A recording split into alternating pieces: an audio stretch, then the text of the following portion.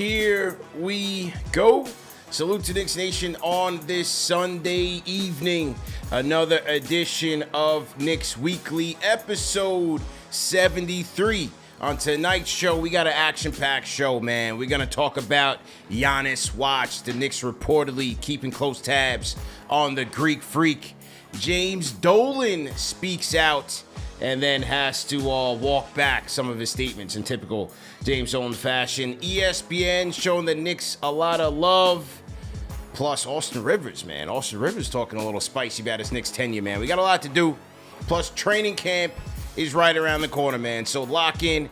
Hit that thumbs up button for you boys. Number one Knicks show for the fans, by the fans. Number one Knicks podcast for the fans, by the fans. CP the Fanchise Alex Trataros, the Tratacaster, a.k.a. the Datacaster, on the ones and twos. Salute to our loyal franchise channel members watching right now. And do us a big favor, man. If you're a diehard Knicks fan, a diehard NBA fan, hit that like button, hit that share button, and subscribe to the channel. We got to tap into the algorithm early. Like, share, subscribe every single time, man.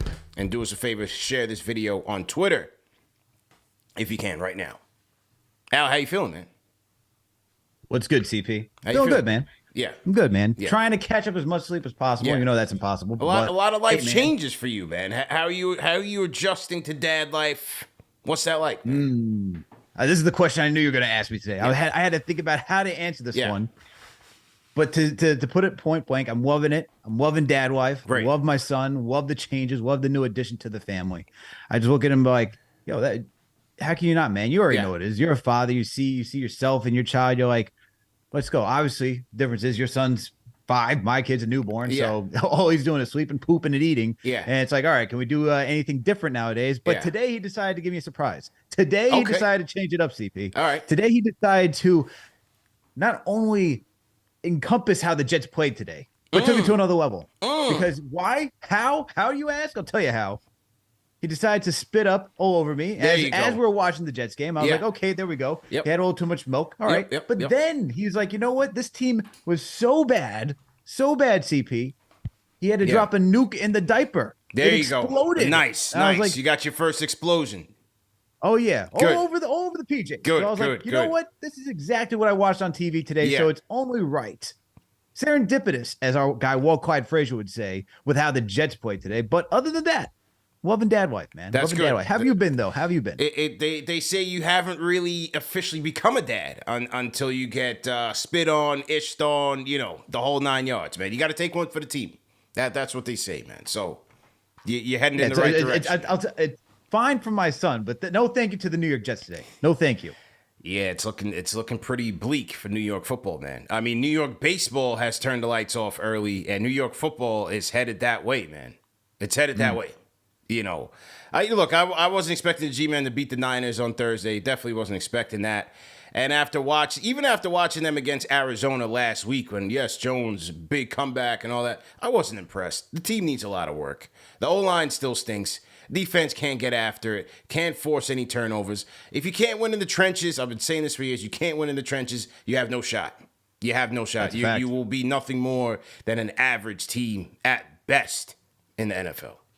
You know, CP, I would rather take your woes of needing an offensive line, because that I feel like is much more. Well, it is. It's not. I think it is. It is much more simpler than solving the quarterback issue. As for the New York Jets, which is all I had was 4 snaps of Aaron Rodgers. By the way, that was the day I came home from the hospital with our son. We brought him home that day. I was like, you know what? Get out of the hospital. I'm looking forward to watching Jets football. I see Breece Hall rip 28 yards, and I'm like, all right, I gotta get up, go warm a bottle for my son. I come back. I'm like, why is Zach Wilson in the game? I missed the entire injury of what happened to Aaron Rodgers. I'm like, I got to stick with Zach Wilson, and now I have to watch that again. I had to watch this again today. This kid's not NFL ready, man. I would rather take offensive line issues every single day of the week than watching a guy who should not be in the NFL at all. He's dreadful. Is horrible, man. He is horrible. Outside of one miraculous drive, the offense just stutters. It sucks. I can't deal with it, man. I know everyone's complaining like, whoa, the offensive line could be better for the Jets. Well, there's no offensive creativity. You know what it starts with? The quarterback. The quarterback. Your signal caller has to be good, has to be competent. He's a bonehead, man. He's a bonehead. And if he can't solve that part right, it doesn't matter how good of an arm you have, how far you can throw it. He doesn't have it, man. He doesn't have it. So yeah. Not at all. And shout out to Knicks Muse for asking this question. I got some ire from this one, CP. And let me give you this question. He said, shout out to Knicks Muse. Said, current or all time, who is the Knicks equivalent of Zach Wilson? And I said Kevin Knox. I said Kevin Knox, and here's my reason. Both highly drafted, should not have been drafted at their positions. Yeah. Kevin Knox, a lot of overhyped. Had no reason to be there. Zach Wilson, number 2 overall, no reason to be there. What prompted them to go up so high? The pre-draft workouts. Kevin Knox having a good pre-draft workout. Zach Wilson in the underwear Olympics throwing a nice deep yard bomb across the body because he went off platform. There you go. And then both of them just not caliber, not starting caliber in their respective leagues at all. Next year, man. Next year, Jets fans. Next year, man. But listen, haven't solved the quarterback position since Joe Willie back in the 60s. It's been for damn near 5-6 decades. So... And yet I tune in every single season. Hey, long suffering, man. But let's get to the hoops. Giannis Watch, man. Our guy Ian Begley. Shout out to our guy Ian Begley.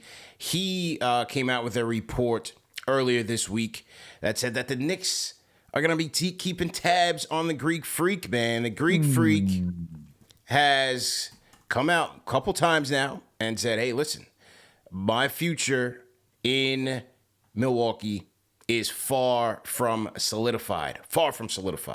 As a matter of fact, he was on the 48 Minutes podcast, and here's exactly what he had to say in regards to his future with the Milwaukee Bucks. Here's what he had to say. Here's a Greek Freak, courtesy of the 48 Minutes podcast. Here he is. Here is a member of the Milwaukee Bucks. Raz knows me, almost better than anybody. I've had a relationship, and as a person, it's very hard for me to open up to people. And as I've grown, I kind of keep myself close to my family, to my circle, and the people that know me. But I'm a winner. Oh, sorry, babe. My wife right here. Hello, everybody. But at the end of the day, I am a winner. I want to be a winner. Contracts, fame status, comfort zone does not matter to me. What matters at the end of the day, it's where that thing right there. That's what matters. And I don't want to be able to get stuck in this lifetime to keep on talking about the same story. Oh, we went to Game 6 in the NBA Finals, we won, we were down 2-0, we came back, won 4 games. I'm tired of hearing the same story over and over again. I feel like people get stuck on that, which is unbelievable. It's great. I know people are excited. I know that we hadn't won a championship for 50 years, but at the end of the day, I want to create new memories. I want to win another championship. All right, so that's the Freak, courtesy of 48 Minutes podcast. Says he wants to create new memories. He's not resting on his laurels. That championship that they won has come and gone. And he's eligible as of October 23rd. He's eligible for a 3-year, $169 billion extension, which he'll most likely not sign. And then at the end of the season, he'll be eligible for 4 years, $234 before creeping up on a player option in the 25-26 season. What do you think, man? John Talento in the chat says, this is our guy. Give me your thoughts. I mean, I would love to get Giannis in Madison Square Garden, man. I'd be the first one to buy the Greek Freak jersey in the orange and blue. But look, the Knicks would be competing with 28 other teams, Obviously, he's on the Bucks. The Knicks are interested, as Begley has reported. It would be amazing if the Knicks could do that. But the thing is that he's going to just say all these things. We spoke with was it we spoke with Amin El Hassan, right? And he talks about, of course, their star player is going to say these things. Of course, your star player is going to talk about, I want to win and compete at the highest level, because that's how you put the front office on notice, saying, look, man, you need to continuously think about how we're going to compete for championships, because as Amin said, the Bucks can be happy, man. The Bucks can be happy. They won their championship. As Giannis said, it's been over 50 some odd years since that team. It's been 50 some odd years for winning a championship for Milwaukee, right? They could be content. They could be okay for another 50 years without winning a championship. But when you have a superstar in the building, it's very rare to have one. And in order to make them happy, you have to make sure that you put the front office on notice, saying, look, you need to continuously evaluate, bring in new talent, so that way I can feel that we're competing every single year. Because from what Giannis has said every single season, no matter what it is, he has a winner's mentality. He wants to win championships. He wants to go down in history as one of the best to ever do it. And winning one championship is nice, but when you talk about all the other greats like Tim Duncan, Kobe Bryant, Michael Jordan, Shaq, all these guys have multiple rings. If you want to get up to that level of greatness, you're going to need multiple rings. And the only way you're going to do that is having a team that is well-rounded, versatile, and deep enough in order to make these deep playoff runs, and talented enough to win. So, yeah, he's going to say these things. Of course, the Knicks are going to be interested in an MVP caliber player. That's not news. They've been doing that for the last however many years, right? Yeah. But can they actually get him? What will it actually happen? I don't know, man. We got to wait to see what Milwaukee does moving forward, if Giannis will shake loose. And then from there, you got to hope that the Knicks have the ability to persuade him to come to New York. Yeah, I mean, as you said, every team's going to be in on this. It won't just be the Knicks. All 29 other NBA teams are going to be monitoring the situation. I think, well, as you said, every star is going to say the same thing. No one's going to be like, oh, I can't wait to sign and stick around with the team. But he is putting pressure on the team to continue to contend. They have Holiday, they have Lopez, they have Chris Middleton, three guys who are over 30, and they're going to be coming off of the other side of their prime. It's not clear on whether Drew Holiday intends to stay with them. Is he going to sign an extension? Is he going to retire? He's already talking retirement talk. So that's not clear in terms of their future. But, I mean, look, in terms of fit, right, as we sit here and fantasize about all these superstar players that the Knicks could potentially get, this is the thing that we do best as Knicks fans. Whether it's Giannis, Embiid, or Spider Mitchell, when you talk about one of the questions that came on Fan Fridays was who's the best fit, it's definitely Giannis. It's definitely Giannis. In terms of the best fit, who you say, if we trade and can get a guy like this, do we immediately become contenders? And a Giannis trade for the Knicks, for me, I think that's an automatic yes. They need somebody that can play on both sides of the ball and dominate on both sides of the ball. And this is what he can do. Yes, injuries are a concern. Injuries are a concern with a lot of players. He has had some tough ones as of late. Most recently, the back injury that debilitated him in their first-round series loss to the Miami Heat. But, I mean, this is the guy. This is definitely the guy. So, like you said, every team is going to be waiting on him. But if the Knicks have a shot, this is the guy that can change the franchise's fortunes. But, rather than waiting on him, which the entire league will be, there will be competition for his services, I think I'm a little more intrigued or interested in how that 2025 first-round pick that the Bucks owe the Knicks, how that comes into play as the Bucks look to compete, look to finish their, look to continue to contend while their window is open, because that's in 2 more years. How will that team look at that point? They won't have much committed in terms of salary. As I said, Giannis is on a player option for that year. It's going to be interesting to see how that Bucks pick looks, because that Bucks pick for the Knicks is top 5 protected. So anywhere between 5 and 30 that the Bucks fall, that pick is going to come to the Knicks. The Bucks find themselves in a rebuild situation that can certainly benefit the Knicks. And so, sure, we can certainly, dream about the Giannis scenario, but I think it's a better scenario to think about what that 25 pick looks like should the Bucks be headed towards a rebuild by that time. Yeah, absolutely. And look, when you look at the Bucks for the next couple of years with their draft picks, 2024 first rounder, the Pelicans hold those the rights to that first rounder. 2024 second rounder. The Portland Trailblazers hold the rights to that one. Or I'm sorry, no. They got that 2020 second rounder via Portland. 2026, New Orleans holds that right. 27, 28, 29, 30, that's all theirs.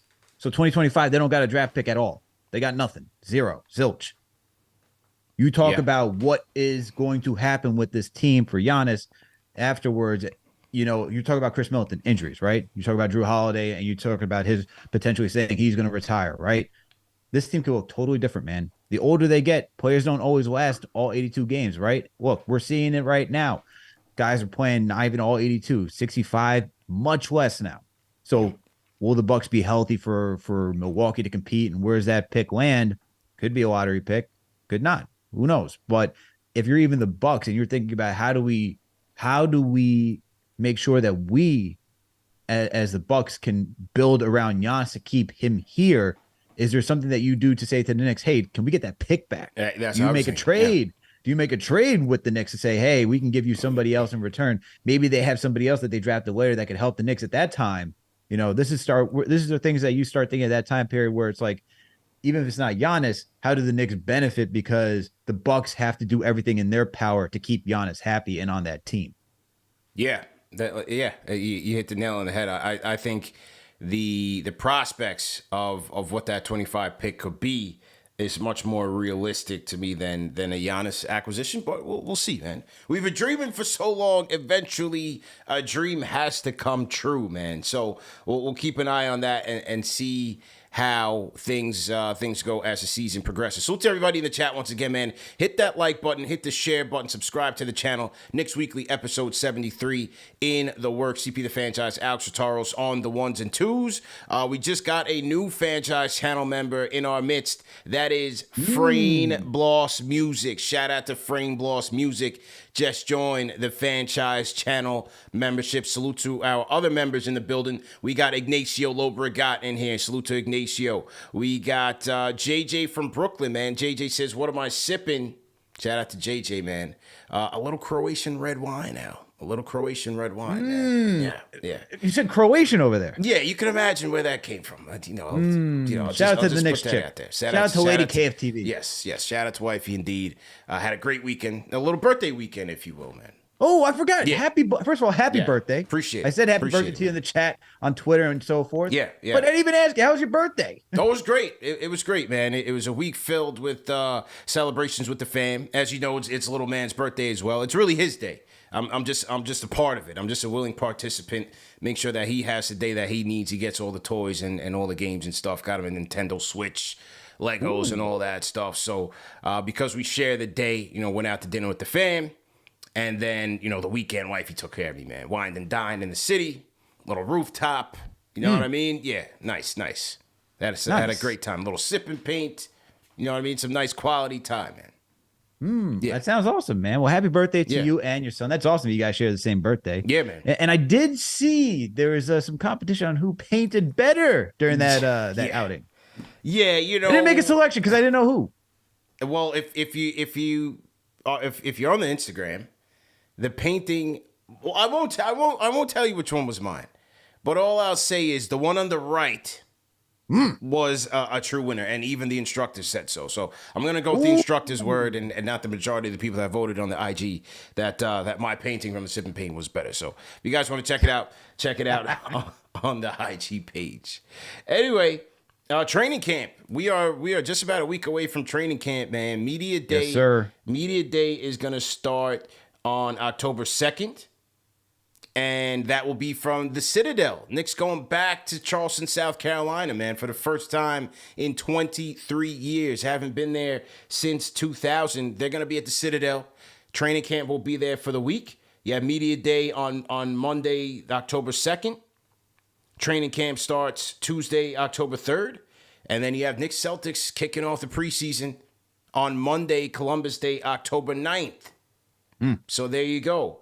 And part of that, Al, we're going to be kicking off. We got a big week set up next week. Training camp week starts on Sunday. We got Ian Begley coming on Sunday, Let's go. October 1st, training camp week. My guy Ariel Helwani is confirmed for October 3rd.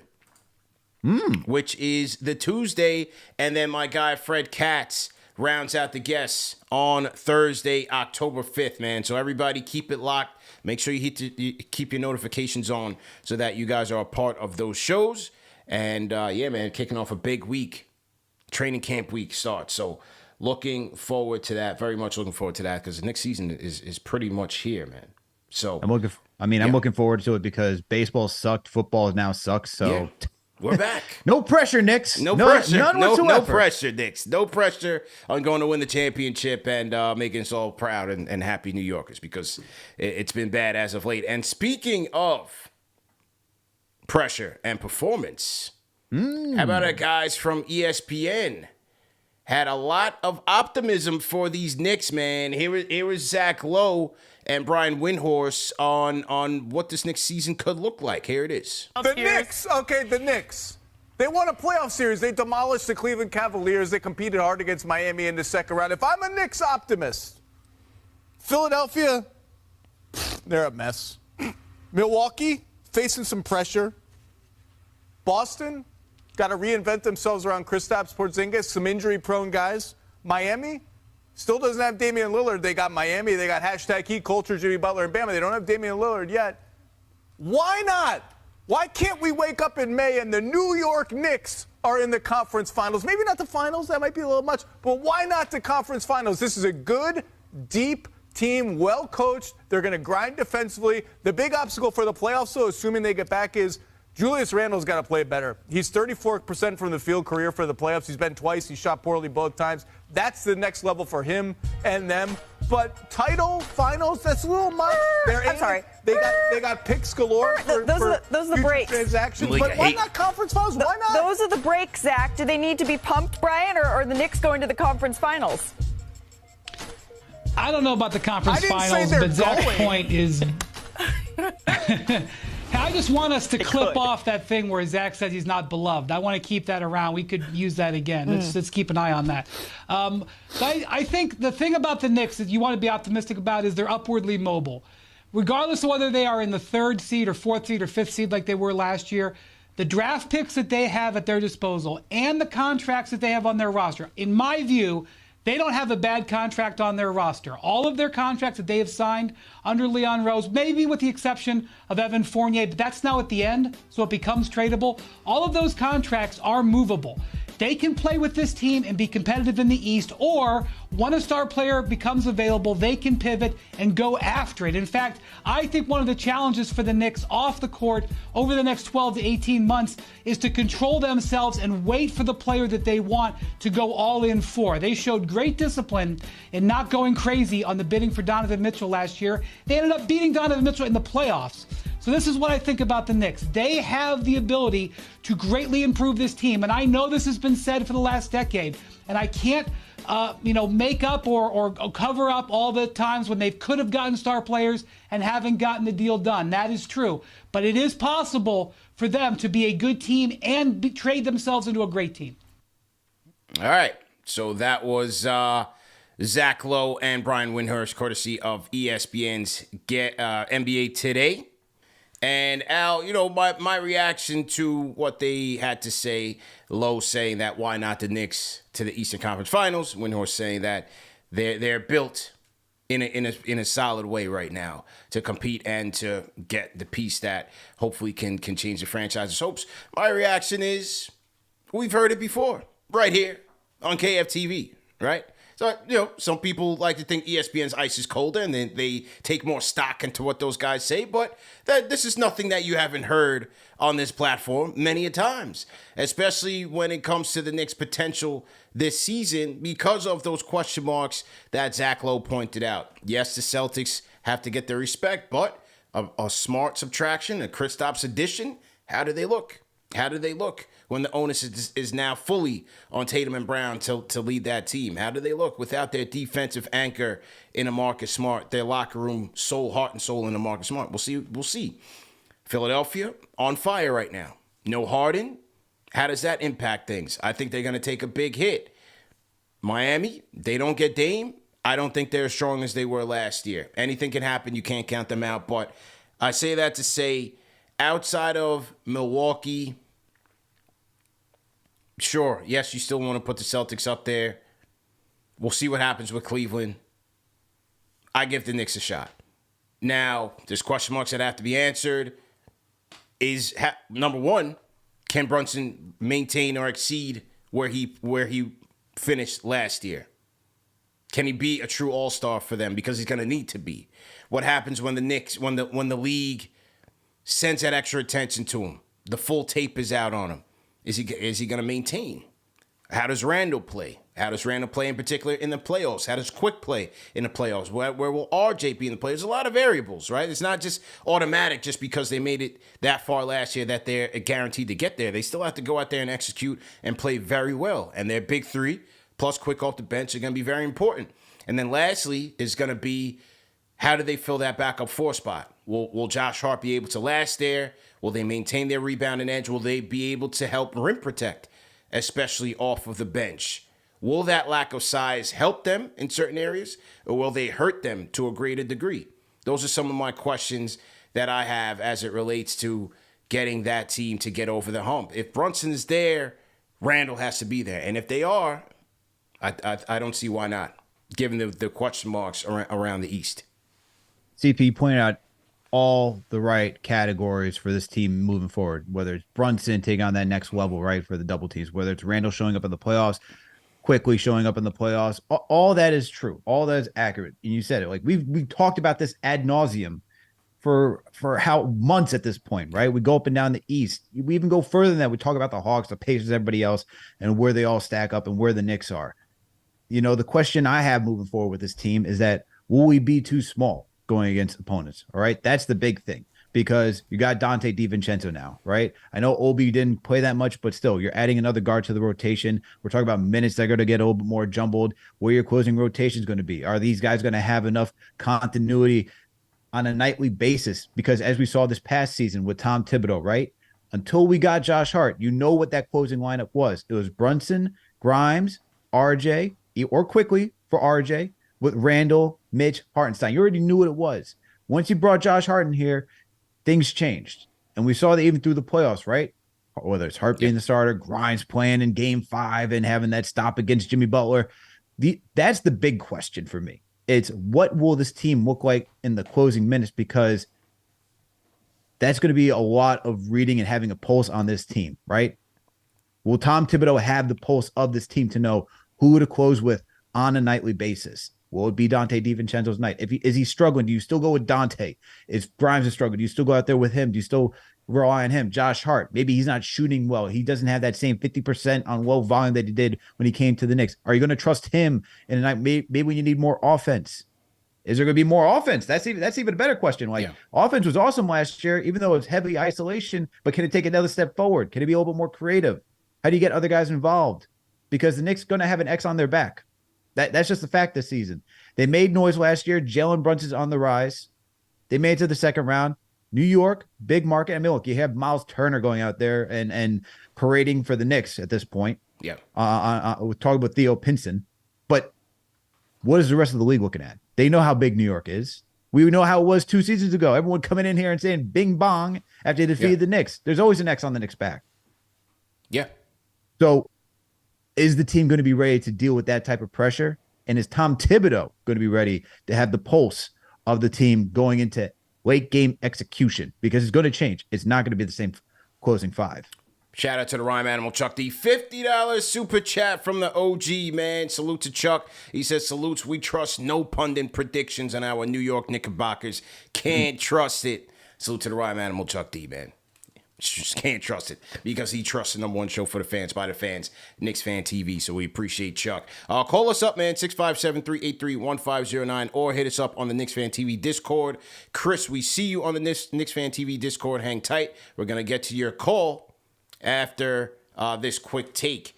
And, you know, on Zach Lowe's comments in terms of the question marks in the East and in terms of Windhorst's comments in terms of how the Knicks' future prospects looks, setting them up well for a big star and to compete at the same time. I think the Dame trade speaks on both of those points because, as I said, if Dame doesn't go to Miami, that severely impacts the Heat and their chances. I think that really severely impacts the Heat. And now, as it relates to the Dame trade, according to Jake Fisher of Yahoo Sports, Al, a couple of other teams have entered into the mix as a potential destination for Dame. He says at this juncture, Toronto and Chicago have been the two possible destinations for Lillard discussed by most league figures. He also expects teams like the Suns and the Jazz could get involved in terms of helping facilitate deals to get what they want in terms of accomplishing their goals. Watch Utah, man. Watch Utah. Ainge is making a big push and building, stacking up a roster there. But one of the interesting things that Jake Fisher had in his article was in a potential Portland and Toronto swap, he does bring up OG Anunoby as a potential piece that could potentially go to the Blazers, but could the Blazers look to then flip him for more draft capital or more younger players to get an even bigger package for Damian Lillard? And Jake brings up the fact that the Knicks had been interested in OG. Could they revisit that as a way to help the Blazers get a better package for Dame? And he says, moving Anunoby and other compensation for Lillard, though, is a much different prospect than moving him for picks from a team such as Memphis or New York. But what goes back to the Blazers? And if you're Portland, could the chance of moving Anunoby rekindle conversations with suitors such as the Knicks and add to the greatest possible return Cronin's staff seeks? Otherwise, maybe Anunoby simply sifts around in Portland. So this is Jake Fisher spitballing, but I think going back to the Windhorst comment on the Knicks having to be patient now and sit and wait for their guy, I think that's what they're going to do.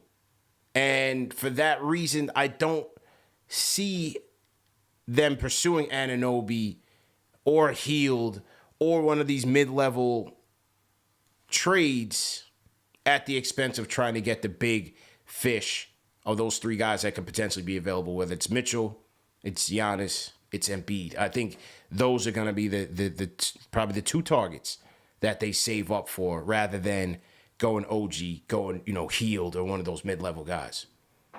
I don't see Hield because you would good shooter, awesome shooter, woeful on defense.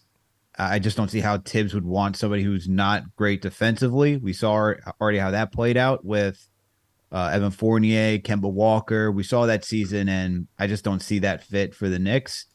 With OG, what does Toronto want, right? And dealing with, so I don't see that one happening either. I think to what you said, it's really just waiting. And what Windhorst said, it's the Knicks are just patient at this point. They got the players, right? They got the players that they need. At this point, it's filled at the guard position. Maybe you add OG, but then OG needs playing time. And where does he get that playing time? Paid. And he needs to get paid. So where does that happen? I just don't see that happening on this team. For as versatile as he is, unless you're sending out RJ for OG. But even then, do the Knicks really want to do that and add even more compensation where they could just save up to go get someone like Joel Embiid, like a Donovan Mitchell, and hey, even a Giannis, right? Why waste your capital on that when you can just, at this point, you made it to the second round with this roster. It's not a perfect roster. You could potentially go a little bit further. As we've talked about, as ESPN has noted, this team could, as constructed, go to an Eastern Conference Final. So why trade for somebody who's not putting you over the edge over the top competitively? Over the top. Yeah. Just an opinion. I just the way this roster is shaping up right now, Quick, RJ Grimes being your key rostered players on top of the draft picks, I don't see you moving those if it's not for clear all-star, superstar upgrades in a major package. And maybe it's two separate packages. Like I said, is it a Spider in one deal and it's in Embiid and Giannis in another deal? Yeah.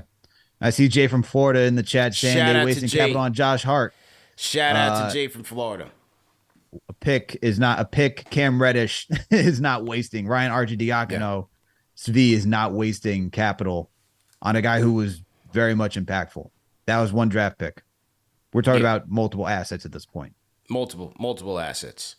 So, again, let's see what happens there. But I think that the Dame trade is going to have some interesting domino effects league-wide. So to everybody in the chat, once again, hit that thumbs up button for you boys, the like button, hit the share button, and subscribe to the channel. Knicks Weekly episode 73 underway. CP the Fanchise Alex Trataros here, just recapping some of the latest Knicks news and rumors of the past week.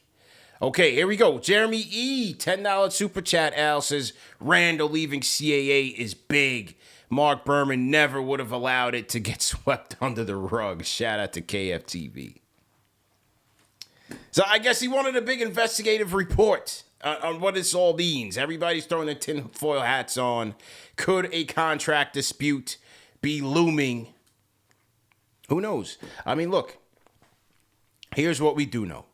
His agent, I believe his agent's name is Anthony Thomas. If that name rings a bell, I believe his agent's name is Anthony Thomas. He had hit me up many moons ago. Formerly of CAA, moved on to Wasserman Media, the other major powerhouse, and CAA just got sold, by the way. The agent moved there last year, and now Randle is following suit. Now, is it a contract dispute potentially? I mean, when is it not? Right? It's like, when are contract negotiations going smooth? From Randle's point of view, maybe he looks at it like, hey, listen, I gave the Knicks a little bit of a break. I gave him a deal. Now I want to be taken care of. And from the Knicks standpoint, hey, maybe they're like, hey, listen, you got to go out there and prove it, or else we got the process and we got the freak waiting in the wings, and we're going to try to go get those guys anyway. You know what I mean? Yeah. I really don't make too much of a player changing agencies in all honesty, just because it happens. It's a course of business. I don't really make too much. I think could it be, the Knicks Randle and the Knicks have bad blood because of CAA and all the connections there? I mean, they're still working there. Yeah. If it was that bad, I feel like the trade would have happened. I feel like they'd be looking at all those outlets right now. But I just don't see, so many players change agencies, man. Like, you want the best representation for you. Yeah. Like, that is what you're looking for. And if you feel like it's like when, we could talk about how Obi went to a different agent, right? And I'm like, yeah, he wants to be better represented, whether that's trying to get more playing time on the Knicks or going to a new team. Like, that's how you look at it. As sure, you can look at that, say, hey, Randle maybe want to go to a new team, but I don't know why he would want to leave a team that gives him the opportunity to be a number 2 option right now, unless the team has already gotten that player in house. There's no reason for him to leave, and I don't think there's any reason why he would want to leave, unless say the Knicks did get someone like Joel Embiid, right? Yep. Say Randle does get knocked down to a totem pole, and for a guy who is like, hey, look, I've been here, I've been through all the bad times with when I came here. It was terrible my year. I helped make them get the Knicks back to the playoffs, with Brunson. If I was healthy and all these things, we could have made some noise, and now you're bringing somebody else to replace me on the totem pole, be a higher up, and now I play a third option, which he could be upset about that. Then I could say, hey, there's some traction right now because it all happens. But playing for theory until it actually happens, I don't think he's thinking that way. I think he's thinking, look, I'm the number 2 on the Knicks right now in a big market. It's a good team. I want to get represented. I want to make more money the next contract. Plain and simple. Yeah. I mean, we're just gonna have to wait and see. If it was all absolutely all about contract negotiations, I mean, he didn't have to do that now, right? He could change agents when he's getting closer to negotiating that deal. He's still in the contract with the Knicks till 25, 26, where he's got a player option. You know what I mean? Yeah. It could be a number of things. We just don't know. I can't put the tinfoil hat on and be like, oh, man, he's leaving the Knicks. He's leaving the Knicks. We don't know. 2 things have to happen. He's got to continue to play well to earn his money. Because if he doesn't, then we got nothing to talk about here. He's got to stay healthy, play well, continue to produce in the playoffs. And then we'll see what happens. Is it business opportunities why he left? Is it the personal relationship that he had with Andrew Thomas, with the agent?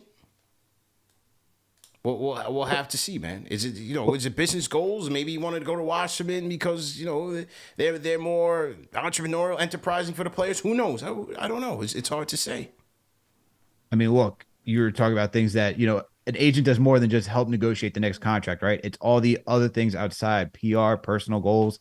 Look, you talk about maybe it's starting a business. Maybe it's like, hey, I want more commercial deals while I'm here. I'm not getting enough. Can somebody else help me get those deals to get my face more recognizable in our market? Maybe he's saying, CP and these guys is eating off these Manscaped commercials for 3.5 years. How do I get in? No testimonials. I'm trying to get endorsement. Go ahead. I jumped. No, it's all good. He got the Caesar now, so maybe he's like, yo, yeah. Could be. I mean, Julius, if you want me to get in contact with my people, just hit me up, man.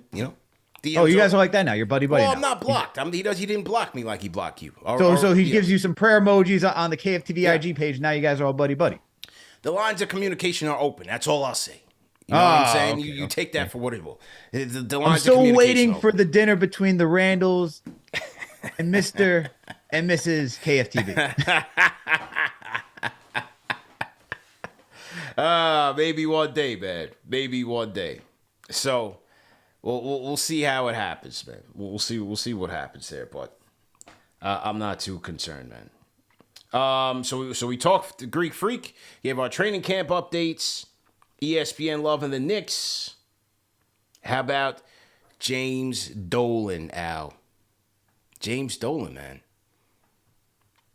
Jimmy D, in an article from the New York Times, they did a big big article on Dolan. This was by, let me put some respect on the journalist's name here, Catherine Roseman. Did a big piece on Dolan as they get ready to open up the MSG Sphere over in Las Vegas. Very interesting piece, in-depth article on profile on Dolan being the son of a media tycoon, Charles Dolan being his father. And the whole thing was kind of centered around the Sphere kind of being Dolan's crown jewel.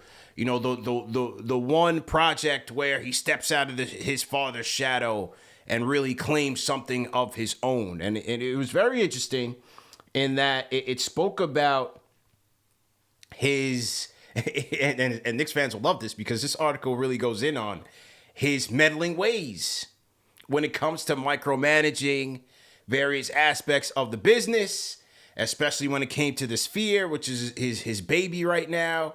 They shared some anecdotes when he was at the Beacon Theater and he wasn't pleased with how the construction was looking outside, didn't like how the aesthetics were looking, very, very in the weeds. And what an interesting quote in the article said that when it came to the Sphere, that Dolan was on it so much that he managed it down to the invoice level.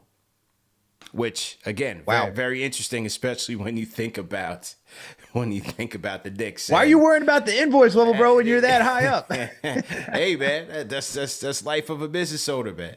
That's life of a business owner. So, one of the interesting quotes that got Knicks fans stirred up was the article says Dolan, in terms of Dolan, he considered expanding his sports portfolio, perhaps by buying a baseball or soccer team. But while the Knicks and Rangers are near and dear to my heart, he said, I don't really like owning teams, calling the economics of Major League Sports kind of sleepy.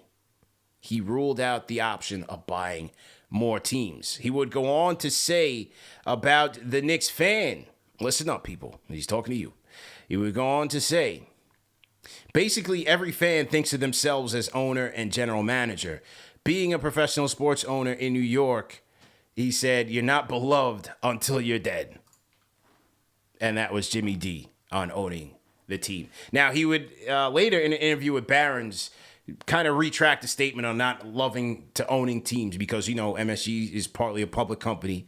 And so he has some responsibility to his shareholders. So news like that could make people think, hey, maybe he's selling soon. But he would go on to say that he has no intentions of selling. So pump the brakes, Knicks fans. Christmas has not come early for you. But either way, your thoughts, bro, on this Dolan piece. I mean, the micromanaging we knew about just from how he's run the Knicks. That's nothing new. But for him, it's just like owning another, like, what's funny, fun fact, he almost bought the Jets. It was between him and Woody Johnson when Hess was selling the team, and Woody Johnson got the Jets. But I think for him, man, like sports, the thing about sports is that you need the team obviously to be good in order to generate a lot of revenue. Now, the Knicks are a good tourist attraction. People just go to Madison Square Garden, so you can do that. But for him to make the most money, the team's got to be good, right? The better the team is, the higher you can raise ticket prices and so forth. So for him, I think it's fair to say it's sleepy, because if you think about even small market teams, right? If it's dead, like no one's going to games, it's not really a natural, like other entities, right? Like it's not like if we're talking about a Walmart, like a cable company or anything like that. It's more it's more predictable how much money you can make in those industries rather than a team, because is the team going to be good this year? I don't know. What's the coaching? What are the players going to be like? Do injuries? There's so many more variables in sports where you can't account for how good it's going to be year in, year out. And when you've watched the Knicks for the last 20 years and how bad it's been, they haven't been able to charge the amount of money that they definitely wanted to, like in the playoffs, like this past season, right? Yeah. So I think from that aspect, that's where he's getting at, for like where it's sleepy, where it's like, oh, well, if the team's not good, you showing up? Probably not. Yeah. If the team's good, you're going to be there front and center every single day. Like, think about the times for when Sam Hinkie was running the 76ers and the whole tanking, right? Like, who's showing up to those games? Nobody. It was dead. Absolutely dead. I have friends who are out there who are like, no one was going to those games. You're not making money during that time. So, like, not serious money that you could off a sports team. So that's what I get from reading that article and the comments on the Knicks and the Rangers. Yeah.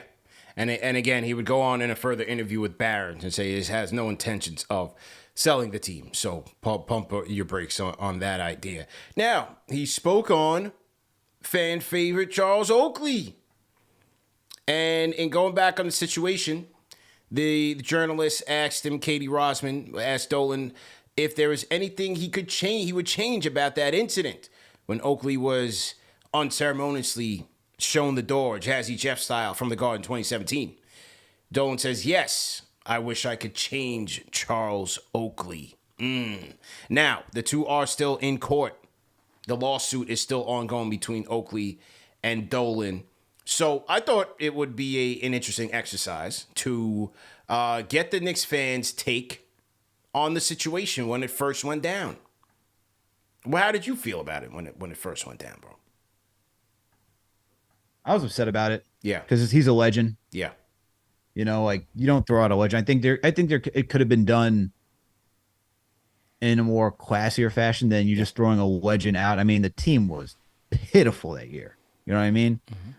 There's better ways to go about it. I don't like the whole comment, like, I wish I could change him and stuff like that. I find that just to be, it's just so insensitive to the entire thing. Like, trying to like control a person. That's just wild to even say. Mm-hmm. But I think there's a better way of handling that situation. Regardless, you don't have to agree, like, I don't agree with like how Oakley handled it either. No one was truly right on either side, but there's better ways to like mitigate the issue than have security just grab your legend in the building, in his home building that he defended with his blood, sweat, and tears. Come on, man. Yeah, that's ridiculous. Tough. It was a tough situation to see live, and you know, to see one of our guys get thrown out that way. We did have Oak on the show to explain his side of things. Got a little testy, man. When 12 rounds with Oak, man, he was a little tight that night. He did. But I had to get to the bottom of it. He said, you know, didn't like the comments on Ewing, man. Didn't like him. I didn't like it. To be honest with you, man. He lost me at that. He lost me with that. Yeah. And look, you know, a lot of fans, I thought the reactions to the incident are still down the middle when you ask fans' opinions about it. There's the one side that says, this is our guy, this is our hero, how could you do that? Dolan stinks, sell the team. Then you have the other side that say, Oak instigated it, shouldn't have done it, should have handled it better, and he deserved what he got. Now, some fans came after me because I took the side of the ladder. I felt like, yes, Dolan is who he is. I don't think he's going to do things unprovoked. Whatever their history is before that game, Oak shared his side about how things were leading up. Dolan has shared his side in the interviews about how things were leading up. Whatever that history is, they have a history. Whatever reason Oak chose to sit where he sat that night, there's a reason for that, right? I'm just not just gonna sit here and play dumb. Like, he didn't sit intentionally 3 rows right behind the guy, and then all of a sudden a melee occurs. Things had to have been escalating. Now it's Oak's side, it's Dolan's side, and there's something down the middle. I think it escalated between security and Oak, and then one thing led to another, and it got physical when it shouldn't have. It should have been handled more civilly. But I don't think this thing happens unprovoked. That's all I'll say. I don't think it happens unprovoked. Now, it escalated, it got out of hand, but I also thought Oak was in the wrong. I'm just going to be fair. I liked him as a player. I just felt like I felt like he was wrong. I get the whole instigating being, but at the same time, we also know, and shout out to Chuck D for narrating Shattered. I mean, you listen to Shattered, you were on there as well. You had your segments as well. You just hear how petty Dolan is, man. I mean, when it comes to like media access, covering the team, it's no surprise, man. Yeah. It's no surprise. So I look at Dolan saying, someone's got to be the bigger man in this situation. You're the owner. You run the team, Knicks legend. You got to have thicker skin, man. That's just who Oak is. But you got to have to.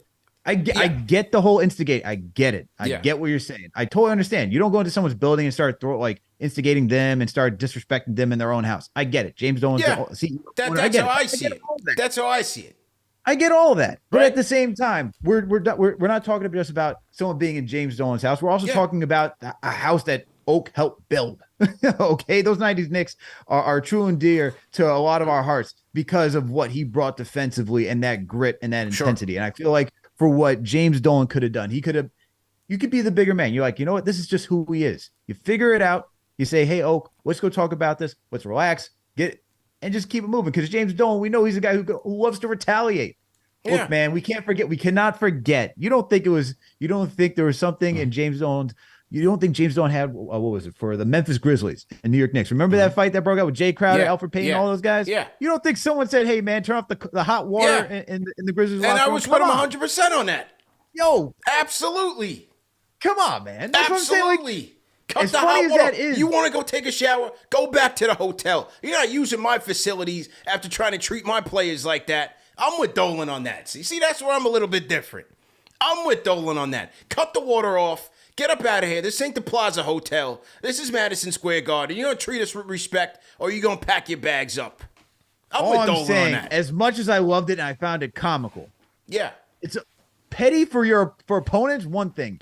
Being petty on your own, that's a line, man. But that's what I'm saying. But that's what I'm saying with the Oak thing. The history. There's a history. We don't know. Maybe he got to a point where, look, I had enough of this guy. Get him up out of here. Pack your stuff. You know what I'm saying? I mean, look, because the way I see it is, it's his establishment. It's his building. You come into my bar and say, hey, this bar sucks. This place sucks. Then get up out of here. What are we talking about? I might be in the minority. Same thing with the showers. You're not going to come in here and disrespect us and then want to use all my fine amenities. I don't care about the showers, bro. But what I'm saying is that there's a level of petty that we just know that this guy goes to in order to get his point across. And I feel like you can't be the owner and just be like this petty every single time, man. At some point, it's just like, yo, at some point, just live, man. Just go.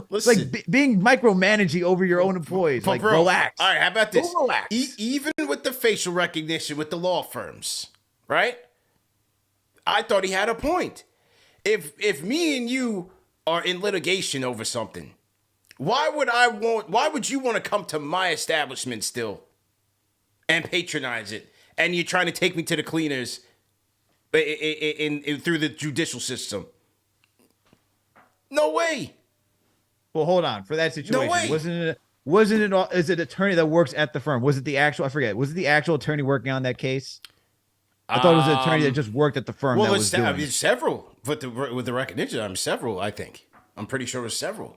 That one. I don't remember that story clearly, but if it was just like one of the attorneys that works at the firm, that's a little wild to me. It's like, yo, I can't come in here. It's not even me litigating the case. You're telling me that I just can't come in here because the firm is deciding that is representing the client that's going to, that's taking you to court. Like, that's wild. That is absolutely. You don't want my hard-earned cash? Okay, fine. I'm with the petty, man. I'm with the petty, Dolan. I'm with it.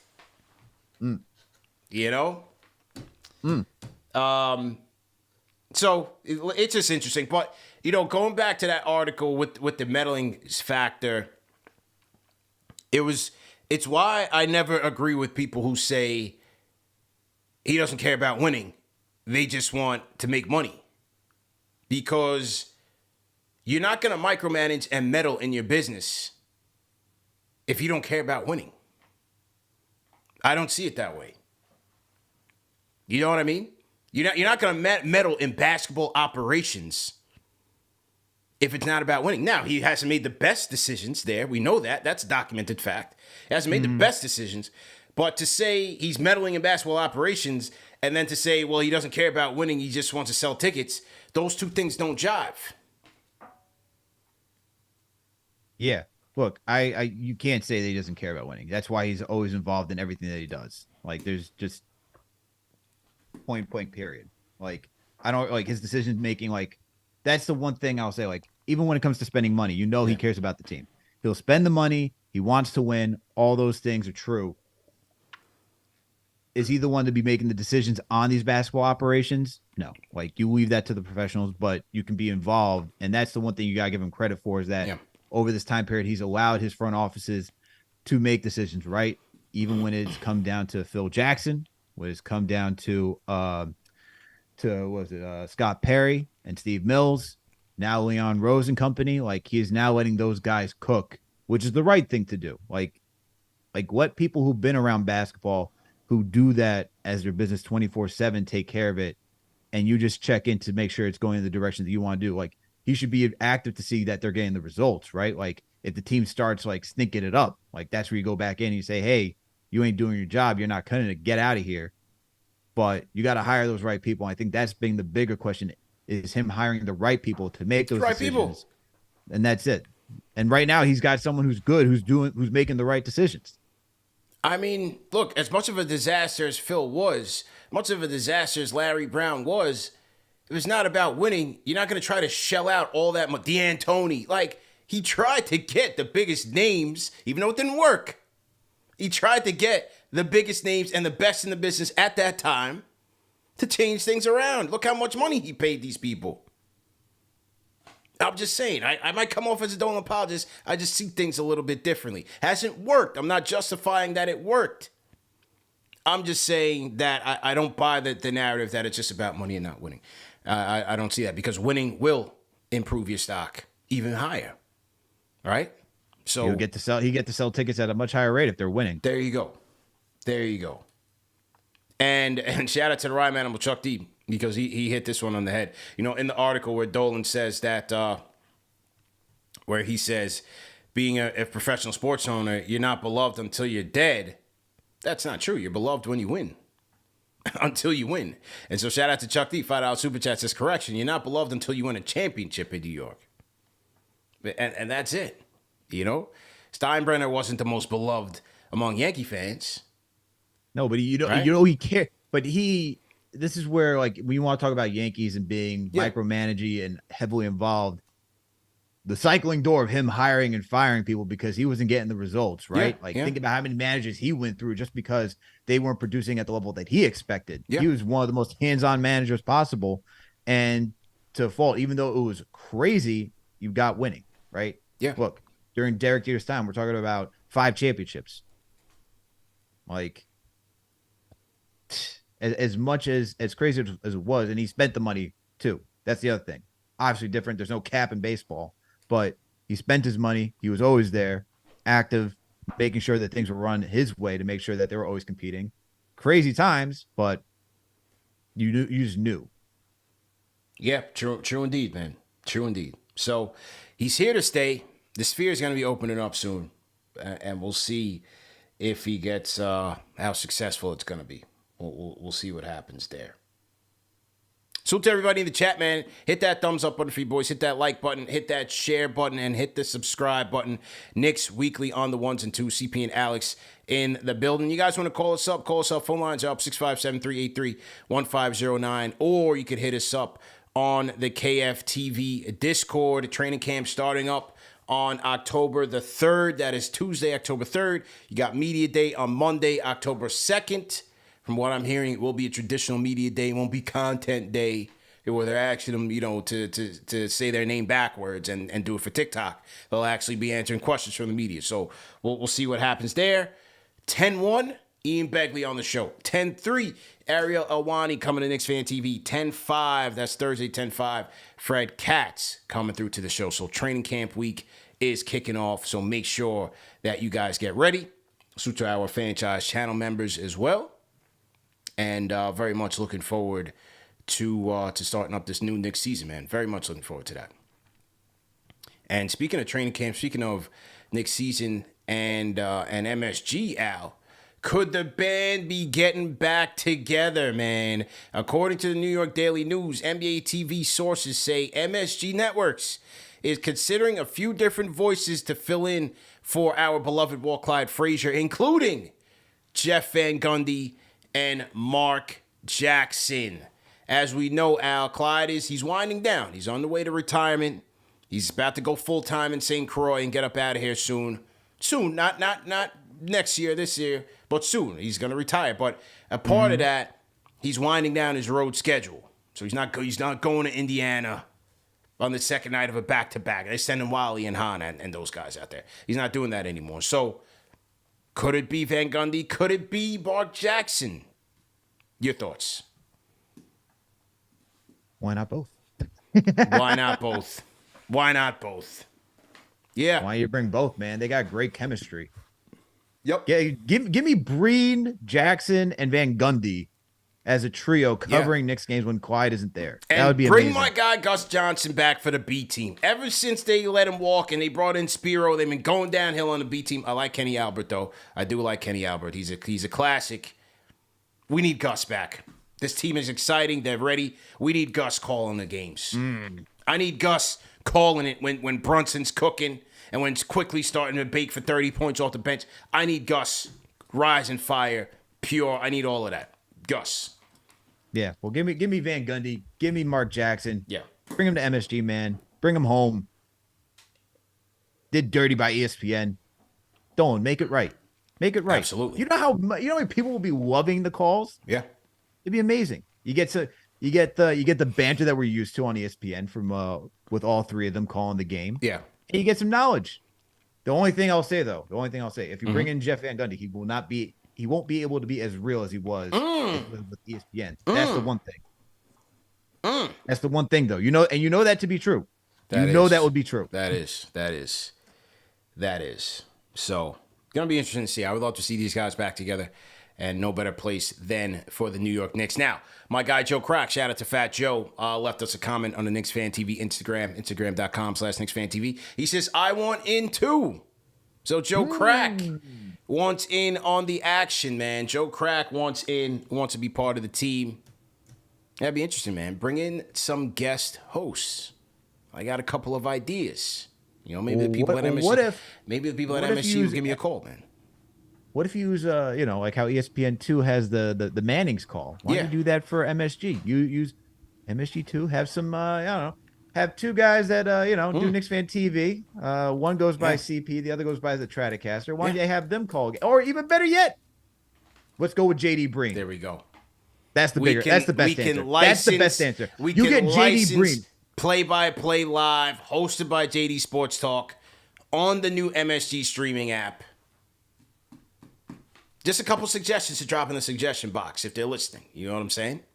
Get JD on there. Get JD on there. Yeah. I'm sure you.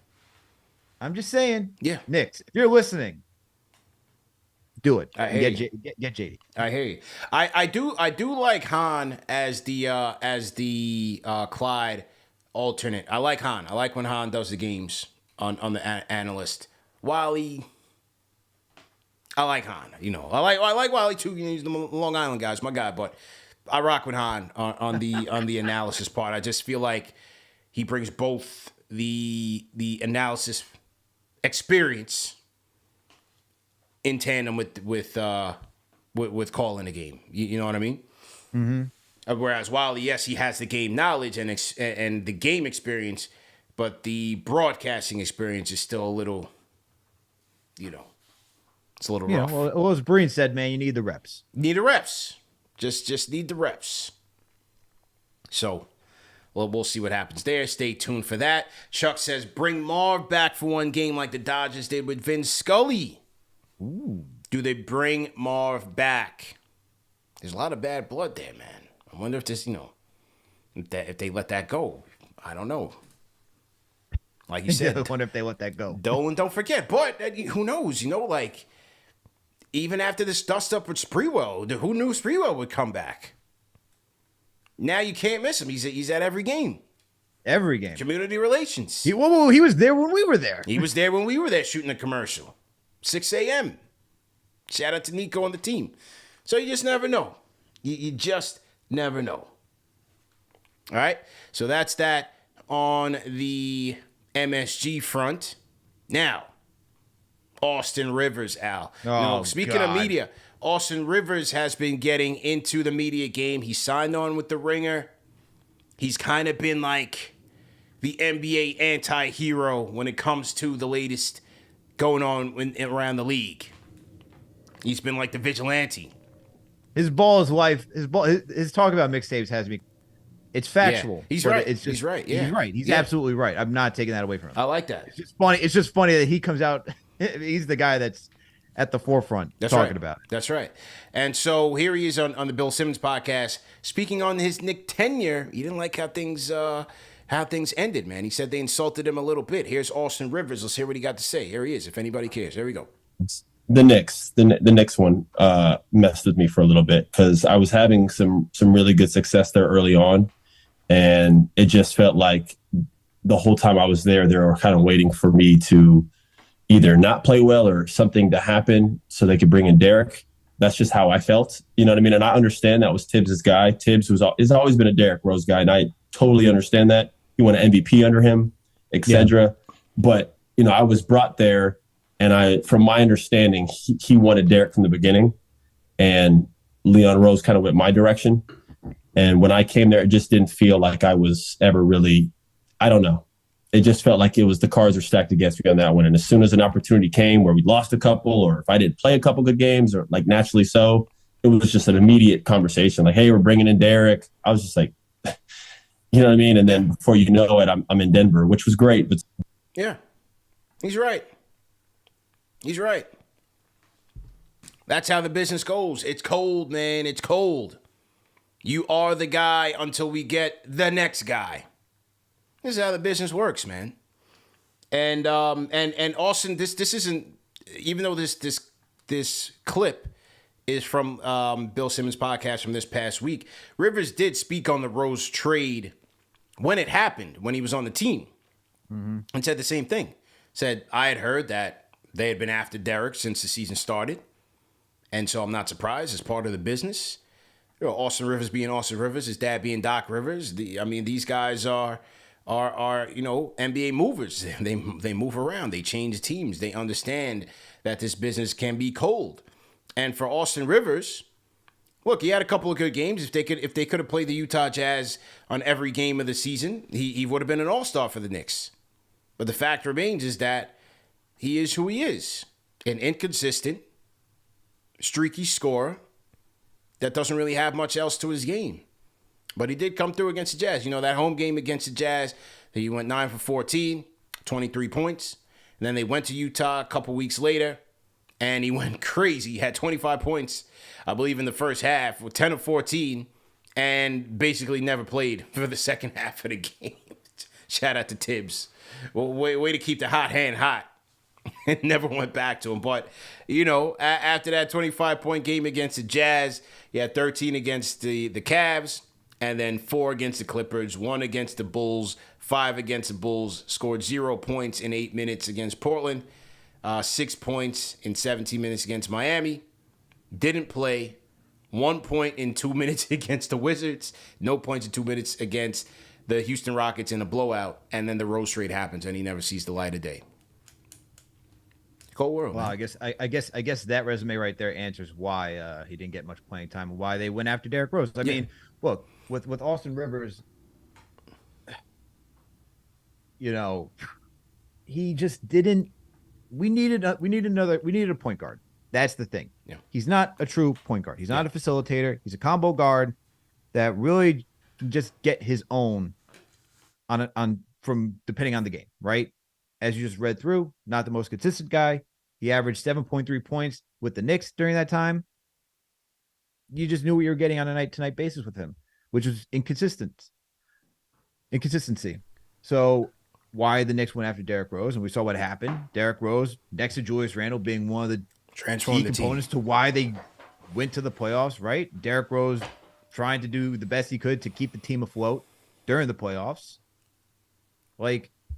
Of course there's going to be Derrick Rose. And Austin Rivers took that chance, right? He had heard that they were going to go after Derrick Rose. He should have thought that that's playing time for me that could potentially be lost.